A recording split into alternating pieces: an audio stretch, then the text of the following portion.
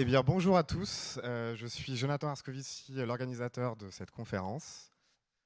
Écoutez, je vous tiens à vous remercier sincèrement de votre venue aujourd'hui, surtout dans le contexte actuel. Vous voyez la météo qui est magnifique.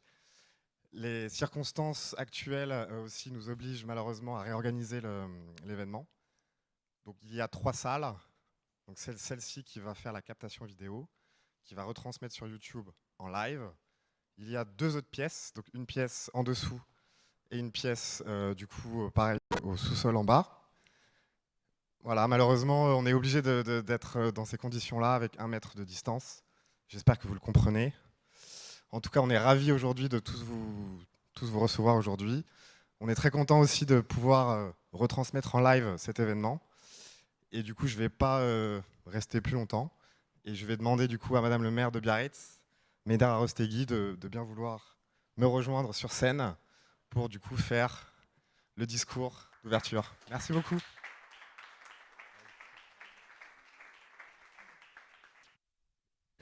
Merci beaucoup, Jonathan. Alors, le discours, c'est un petit peu prétentieux, hein. Ça va être un mot d'introduction, parce qu'il se trouve que Madame le maire, aujourd'hui, elle a son conseil municipal à 18h, et que les conseils municipaux à Biarritz, pour ceux qui suivent, sont toujours des événements un peu toniques et un peu chahuteurs. Donc, on va se préparer. D'abord, vous dire que c'est un honneur et une découverte, finalement, que votre activité, que ce que vous êtes en train de développer, assez mal connu pour ma génération, les quinquas, donc bon, oui, ça dépend, il y a les quinquas qui connaissent, mais il y en a d'autres qui sont un peu à la traîne. On s'est quand même un peu renseigné, donc voilà, on a eu quelques éléments là-dessus. Je suis très honorée également d'accueillir, même si chaque fois qu'il vient il fait mauvais, m'a-t-il dit, le député Monsieur Persson, donc merci beaucoup, député de Paris, et je crois que vous travaillez, monsieur le député, sur une mission parlementaire avec Eric Woerth. C'est fini ? Bon, très bien. C'est fini, mais ça a existé, et ça s'est bien passé. Très bien, super. Ce que je voulais vous dire aussi, c'est que la Covid donc, nous oblige à réorganiser cet événement, à réorganiser nos vies, à réorganiser notre façon de penser, le monde qu'on a connu, en discutant avec l'un de vos collègues qui je me souviens plus de votre nom, jeune homme. Ouais. Qui me disait la dernière fois, c'était sur San Francisco, ben maintenant San Francisco, ça va se faire en virtuel. Donc cette crise, elle nous oblige en fait à repenser le monde. On en a beaucoup parlé, de réorganiser le monde, mais je crois qu'aujourd'hui, on va être obligé de le faire, avec des avantages, des inconvénients. Cette fameuse agilité qu'on nous prône au quotidien, cette agilité, on y est. Donc on est obligé de repenser nos modèles. Vous êtes ici dans une ville dont 80% de l'activité économique repose à la fois sur le tourisme et sur l'aéronautique. Mauvaise pioche. On est à la fois impacté par les deux.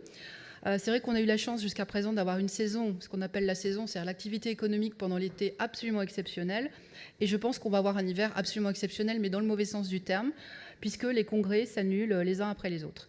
Donc nous allons être obligés de repenser notre modèle.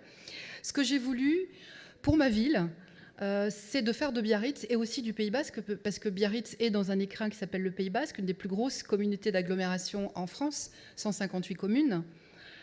C'est de faire de ce territoire un territoire pilote, un territoire d'innovation. Et il l'a été à une époque.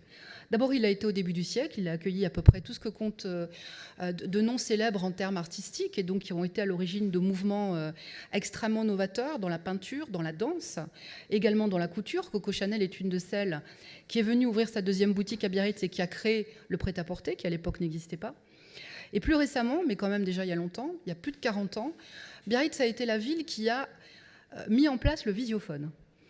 Alors je me souviens, mon grand-père avait un des premiers visiophones, c'était assez intéressant, on aurait dit un épisode d'une série américaine mal doublée, vous savez, quand on voit les lèvres comme ça, et il y a le dialogue qui n'est pas exactement synchronisé, donc c'était un petit peu ça, mais c'était quand même extrêmement pionnier.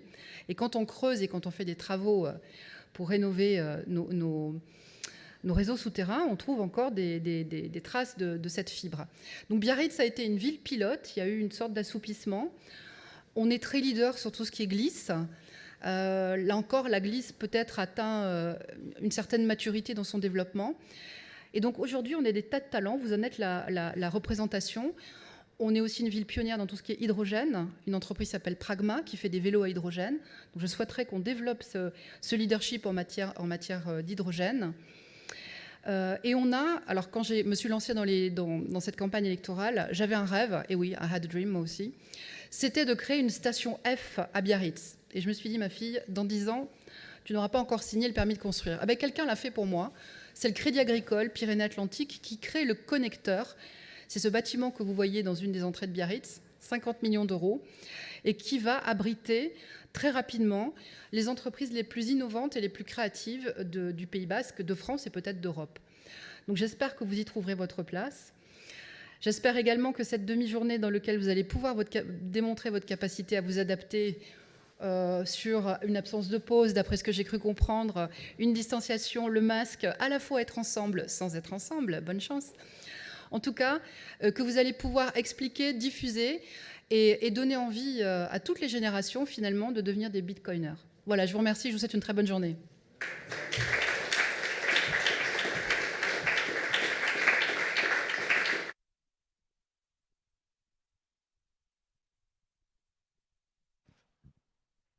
Du coup, merci Madame le maire pour cette belle introduction et je suis ravi que vous souhaitez devenir une bitcoineuse.